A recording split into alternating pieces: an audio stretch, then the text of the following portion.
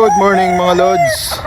Welcome back to Super Andre TV. So ayan mga Lods, ngayong araw ay 6 days before fight ng aming panlaban, no, sa Agbi Challenge Season 3 5 Stud Derby. So ayan mga Lods, ngayong araw pag-uusapan natin ang carbo loading kasi may mga nagtatanong na sa akin mga Lods kung paano mag-carbo load. So, ito yung magandang pagkakataon ngayon dahil 6 days before fight ay nagsisimula na ako mag-carbo load. Gradual kasi ang pagbibigay ko ng carbo loading mga Lods, hindi biglaan. So, tara samahan nyo ako. Papakita ko sa inyo kung paano kami mag-carbo load mga Lods.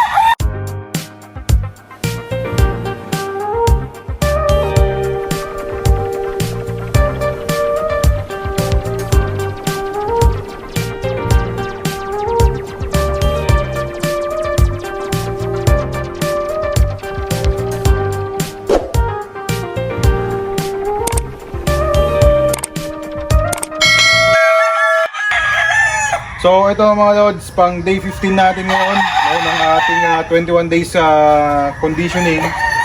So maraming nagre-request kasi sa akin last time mga Lods na kung paano daw mag-carbo load at mag-moisture control, no? So as I said mga Lods, 15 days na ng conditioning natin ngayon.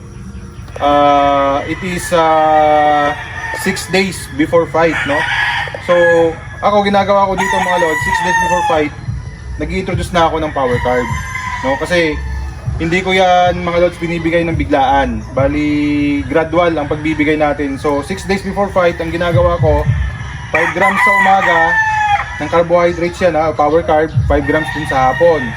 5 days before fight mga Lods, 10 grams sa umaga, 10 grams sa hapon. 4 days before fight, 15-15. 3 days before fight, 20-20, 2 days before fight, 25-25, and day before fight mga Lods, 30-30. And then sa day of fight mga Lods ay purong carbo na lang talagang pinapatukan natin. It's either 10 to 15 grams or depende yan sa schedule, no mga Lods, kung pang ilan yung ating fight number. So papakita ko sa inyo mga Lods ang ginagamit ko. Lapit mo dito para makita mo. Ito yung ginagamit ko mga Lods, no? Black roaster siya. Ayan, nakalagay dito power carb. Ngayon, yung iba mga Lods, pwede naman kayong gumamit ng egg white o kaya saging, no? Saging na saba. So ako kasi mga Lods, dito na ako kasi dumaan naman ko sa nutritionist mga Lods. Tapos talaga namang concentrated dito sa carbohydrates, no? Dahil ang content nito mga Lods ay mais, no? Red rice, no? Yung bigas na pula or tinatawag natin na brown rice. Pero nakikita ko sa bottle niya mga Lods, red rice talaga. And then meron siyang wheat, no? And oats, no? So oats yung parang trigo mga Lods, no? So ayan, ang bibigyan natin mga Lods ay 12 peraso yan. So kung 5 grams times 12, 60, di ba? No? 60 grams, ayan. So ngayon, ang gagawin natin mga Lods para timbangan talaga, eksakto talaga may bibigay natin kada manok, titimbangin natin. So ayan mga Lods, no? Naka-start yan sa 0.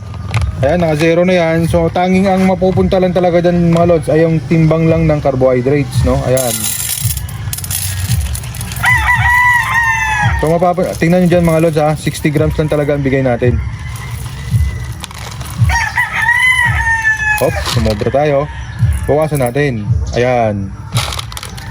So ayan mga Lods, 60 grams. Ganito siya kadami. Ngayon bibigay natin dyan 5 grams, 5 grams. So syempre mga Lods, dahil matigas yan, nag-range, para lumambot at para mabilis lang matunaw sa katawan ng mga manok natin ay ibababad ko yan mga Lods sa pinakuluang tubig, no? Ayan, boiled water mo, sukosok po mga Lods, mainit. Ayan, babad muna natin dyan mga Lods. Ayan. Tapos habang binababad natin yan, syempre may mga nagpapashoutout. Ito may mga nagpapashoutout, may kodigo ako dito mga Lods. Atras ka na dun, no? Ayun, may mga nagpapashoutout sa akin, no? So ito mga Lods, habang binababad natin, shoutout muna tayo, no? Ayan, shoutout kay idol natin Ramel Duena. Ayan, Ramel Duena, sir, idol, shoutout sa iyo dyan. Of course, shout out din kay Robert Ventura. Ayan, always watching from Doha, Qatar, no? So ayan, assalamualaikum sa iyo, brother. Kamusta kayo dyan sa Qatar? Ayan, nandyan si bro, si Prime, no? Shout out na rin sa iyo dyan, bro Ryan. Ayan. And of course, shout out din kay Madam kay Idol Rizalino Pragados, no? Ayan, shout out sa inyo dyan. At kay Madam Leia Clemente, no? Shout out po sa inyo. And of course, masugid nating subscriber and buyer na yan. Ayan, si idol natin Obet Credo, no? Sayang lang, na-disgrasya yung nag-acquire sa ating white. Pero nag-a-acquire sa ulit ngayon mga lods ng gray, no? Gray naman ang kanyang kukuhanin. Ayan, shoutout din dyan kay Paul Jan David, no? Na nag-acquire din sa atin ng Yellow Leggy Dots na broodstag. And of course, isa sa mga subscriber natin at laging nanonood sa atin, no? Si idol natin Pipito Gamba. Yan. So mga lods, ang ginagawa ko dito sa feeding ko mga lods ay hindi kami nagbabago ng timplada namin, no? Ng patoka. Ayan, may nag-comment sa akin dyan nakaraan mga lods, pangtupada daw yung ating mixture. Okay lang yan mga lods, kahit pangtupada yan, no problem yan. Basta ang importante yan ay nakain naman nila na maayos, maganda katawan nila, maganda kilos nila, ayos naman na. So yun nga pala mga lods, may nag-comment yung nakaraan, no? Kailangan daw iwalay natin yung kutsarang panandok kaysa sa panghalo para hindi mag-contaminate, no? Ayan, yan ang kagandahan dito sa larangan ng sabong mga lods, no? May mga kanya-kanya tayong ideyang nasi-share sa bawat isa, no? Tama naman si bro, ayan. So ngayon, sinunod natin. So iba yung kutsarang pinagsasandok ko ng ingredients mga lods at iba din yung panghalo, no? So ito, ganun pa rin ito mga lods. Hindi naman kami nagbabago ng dito ng feeding natin or ng halo ng patoka natin, no? So ganun ulit, haluan nyo ng mabuti yan. Yan natin ng white oat. Itong white oat na to mga lods, parang trigo lang din ito na dinurog. So ito meron na to sa ating power carb, no? Yan, yung power carb natin mga lods, napakabisa yan talaga. Yan talaga ang ginagamit namin dito. So habang inahalo ko to mga lods, ayan, kung napapansin nyo mga lods, maya maya lang malambot na rin yan, no? So sakto lang yan. Pagkatapos kung itong haluin, i-drain natin yan. Pero hindi natin yan mga lods i-mix dito sa patoka. Mamaya makikita nyo kung paano ko siya ina-apply, no? Na 5 grams talaga. Ayan. So sir, good morning. Kahit tropa natin si ibang kutsara, muntik na magkamali. Kamusta sir? Okay lang. Duty ka ngayon? Opo. Ayan mga lods, si idol natin Sir Jang. Ayan tropa pits natin yan. Pakita natin sa vlog yan. Isa din yan sa mga subscriber natin mga lods, na tropa natin maasahan yan sa oras ng kagipitan na bro. So kasi mga lods, si Sir Jang pala ay iniraman ko ng folding mga lods, dahil ang farm ko talaga mga lods ay 3 set lang ang folding cage ko dito na pangdalawahan. So lagi lang naman hanggang 5 stag ang sinasalihan natin. So nagkataon ngayon kasi mga lods na 2 entry tayo. So 12 stag siyang ating inahanda. 2 entry yan kasi yung isang entry kay Brosco Game Farm yan na dito niya pinahanda sa akin mga lods. Kaya 2 entry. So ayan, yan ang kagandahan pag maraming tropa mga lods eh. May mauugutan tayong mga gamit, no? Kung may kailangan tayo. Yan, si Sir Jang mga lods, kumuha na rin sa atin yan ng whites. So galuhan natin ng whites yan na kanyang broodstag, no? So ganun lang din to, ulit-ulit lang to mga lods, no? Mabuti lang, yan. Saan ka ngayon sir naka-duty sir? Yan boss, ba? Sa tower pa din? Sir, thank you chat na lang tayo, sige. Bike yun mga lods, Sir Jang. Tropa natin yan, maasahan mo yan.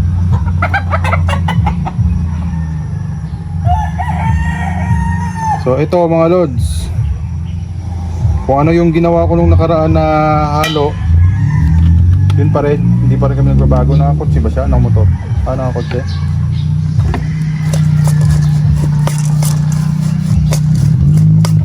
Yan din nila niyang folding dong, dalawa. Yung sabi mo dun sa dalawa din dong.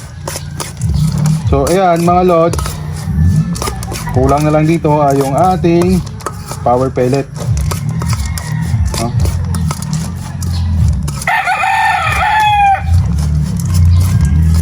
So haluan ko na lang yan mga lods ng power pellet. So mga lods, ganun pa rin yan, no? Halo-halo lang din yan. So kung ano yung mixture namin mga lods ng patuka simula day 1, no, hanggang day 21 yan, hindi na ako dyan mga lods nagbabago. So nag-a-adjust na lang ako sa aking carbo loading. So ito mga lods, maligamgam na yung tubig, di-drain na natin. Ayan.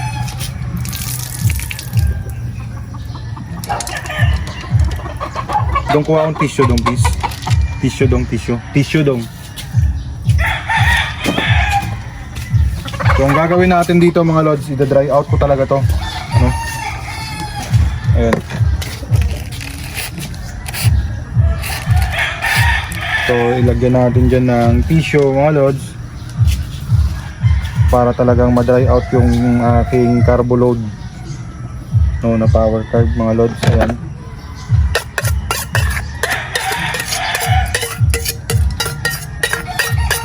Kasi pinalambot ko lang naman to mga lods, hindi ko naman talaga to kumbaga binabad ng gusto at ihalo ng basa. Kailangan mga lods medyo dry yan. Ayan.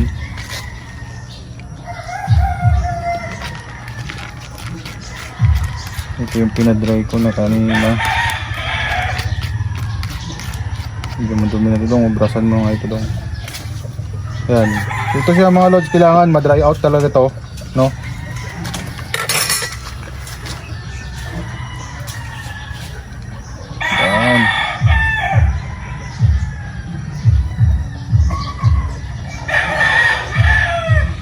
Pansin yan mga lods, ang tubig niyan ay inaabsorb ng tissue, no?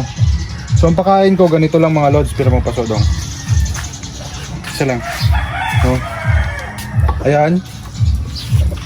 On muna natin timbangan. Ayan. So ganoon ulit yung gagawin natin dyan mga lods, no? Ipapatong na natin to, i-clear natin yung timbang niya para talagang makukuha natin ay yung timbang lang talaga ng patuka. So kung mapapansin nyo ito, 150 grams yung paso. So i-clear natin yan mga lods para maging zero na yan. So ngayon, hiwalay na kutsara. Kukuha ko dyan mga lods ng 5 grams, no? Pound na. Ayan mga lods, oh. Tansyado ko na 5 grams, no? Then dadagdagan ko ito ng 35 grams na mix natin, no? So total of 40.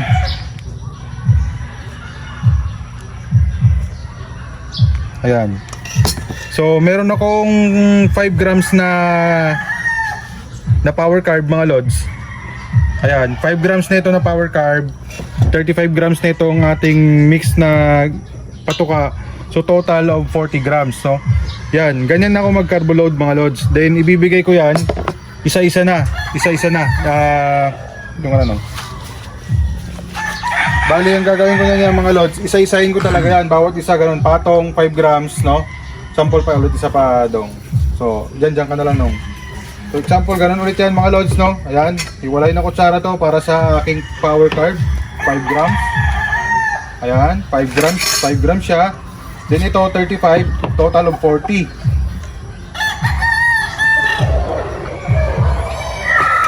Ayan mga lods, sobra. Ayan. So 40 grams. Ganito ginagawa ko isa-isa mga lods sa 12 na yan. Ngayon, mamayang hapon, uulitin ko lang ulit ito mga lods. 5 grams ulit. Then kinabukasan, pang 5th day before fight, 10 grams na. 10 sa umaga, 10 sa hapon. Then 4th day mga lods ay 15-15, no? Or 4 day before fight.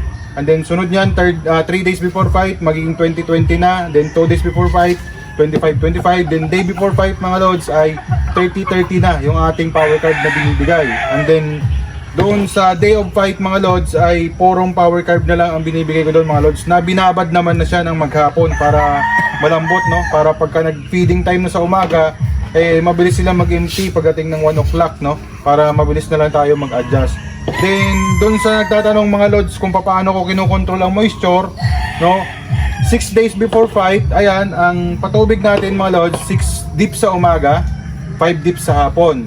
Then bukas niyan, 5 days before fight, bali 5 sa umaga, 4 sa hapon, and so on and so forth. 4, 3, 2, 1, mga ganun na yan mga lods, no?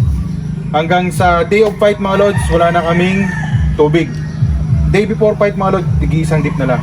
So yan lang mga lods, maraming salamat sa inyo. Sana ay may napulot kayong aral dito sa aking ginagawa. Hindi ko sinasabi mga lods na ito ay tama, no? Ito ay sinishare ko lang sa inyo yung aking ginagawa. Pwede nyo sundin, pwedeng hindi. Kung ano yung sa inyo, tuloy nyo lang mga lods, no? Hindi ko sinasabi sa inyo mga lods na ito talaga ang dapat at ito talaga ang tama. Eh, dito lang ako hiyang siguro mga lods sa ginagawa ko rito. So, yun lang. Maraming salamat po, and God bless sa lahat ng sabongerong Pilipino. Thank you.